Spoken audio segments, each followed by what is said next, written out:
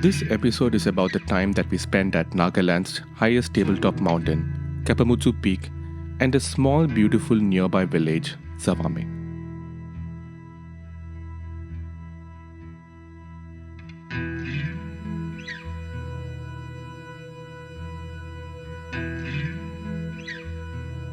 The day we drove to Kapamodzu Peak, it was raining and the roads had gotten very muddy and slippery. We had to scrape off the mud from the tires frequently, and the locals also gave us a helping hand. Naga people are very hospitable and a joy to be with. It's okay. How long are you going to be there? We are going to be here for 2 days. 3 days. 3 days actually. And then after that we'll come back to Zhavame. We'll stay in Zhavame. Right. See, my village is also here. Okay. So another time, weather is fine. You can come and have coffee or something. Sure. We drove till the cliff of Kepamodzu in pitch dark. Couldn't capture any content of the route, but we will show you that on the return. In a way, it was good that we didn't see the route while driving up, as it was a bit scary. The roads were really narrow, and we were pretty much off-roading through that, right to the top of the mountain peak. We reached Kepamodzu really late in the evening, and it was very windy and super cold. We were supposed to pitch our tent outside, but Rose, who was the owner of the stay, offered us to stay inside the cafe with her. She cooked some really nice food and gave us some really nice homemade rice beer. Tastes like toddy. Yeah. Exactly like Dodi.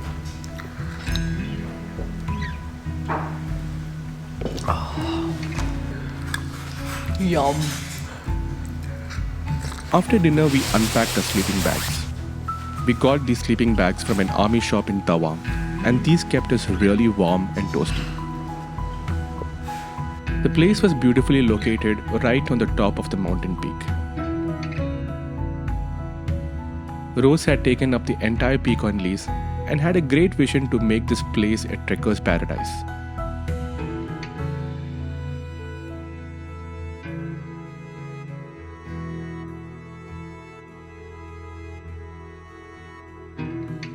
It was still very cloudy and cold.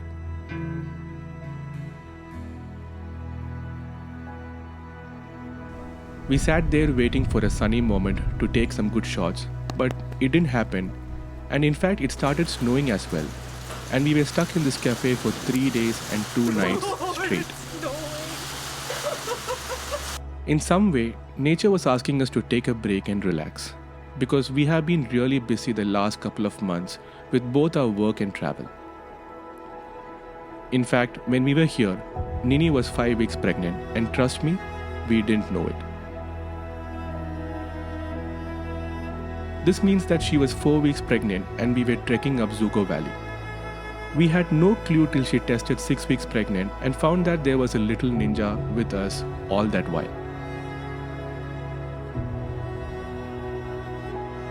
I'm so convinced that we all, the cosmos, the earth, all living organisms are so connected and we are all taking care of each other. We took complete rest because nature gave us no other choice, played some cards, and heated the food that Rose made for us.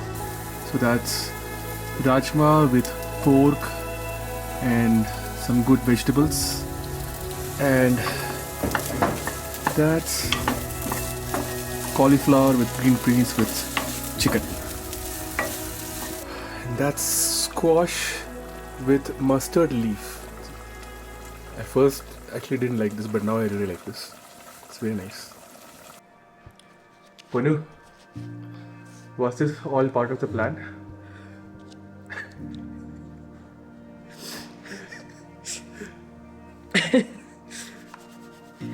The plan, my plan was to spend 3 days in this beautiful place. Okay, so this place is Kapamodzu Peak, which is one of the highest mountain peaks in Nagaland, and also I think the highest table mountain in Nagaland, and very less explored. So we had 3 days plan over here. Our plan included sunrise, sunset, stargazing and few treks to the nearby villages. Now, what we are doing is not part of my plan. This is nature's itinerary for us. That night, it got even colder, and we had to pitch our tent inside the cafe.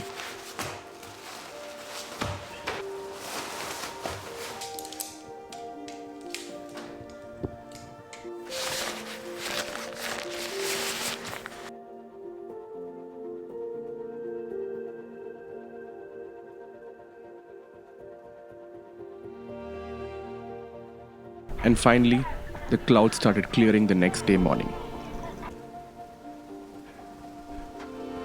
The frost on the benches started melting away, and Kepamodzu Peak started to reveal itself to us. And the joy it brought to us was immense. It was absolutely beautiful.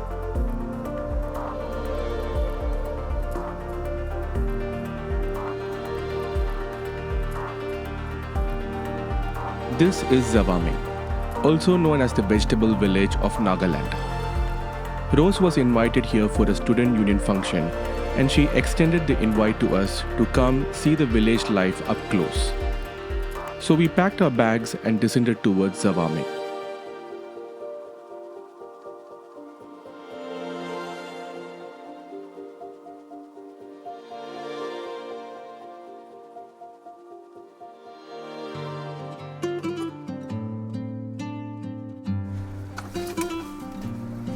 This was the narrow road that I mentioned at the beginning, through which we drove on a pitch dark night.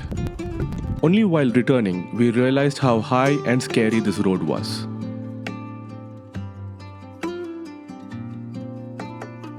It took around 30 minutes to reach Zhavame.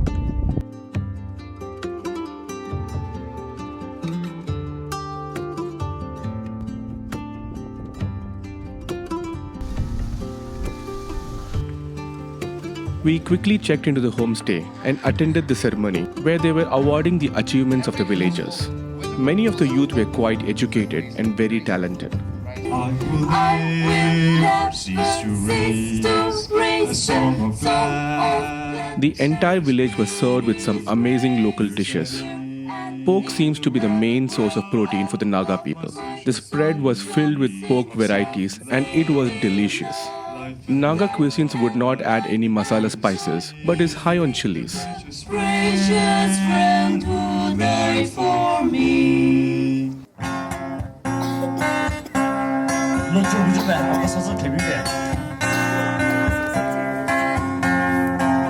What is life without a friend?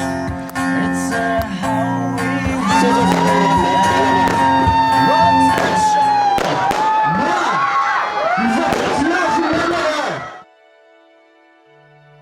The people of Zhavame were from the Chakasang tribe, and Pule was the spoken language.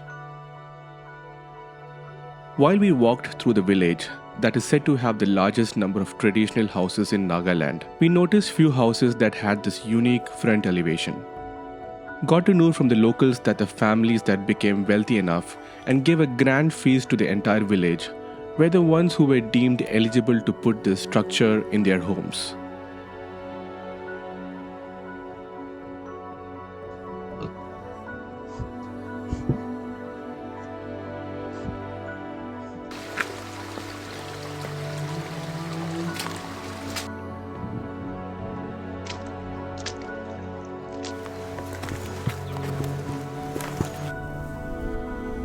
Paddy farming is one of the main agricultural occupations in Zhavame.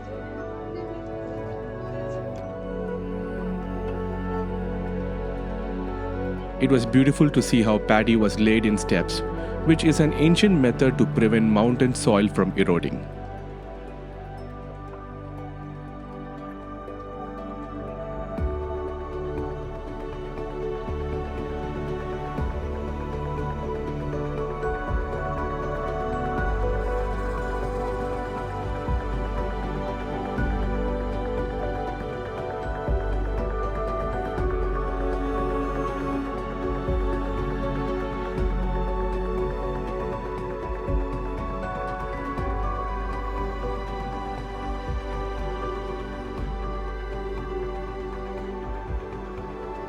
What do you have to say about this place? It's magnificent. It's amazing. It's beautiful. It's fantastic.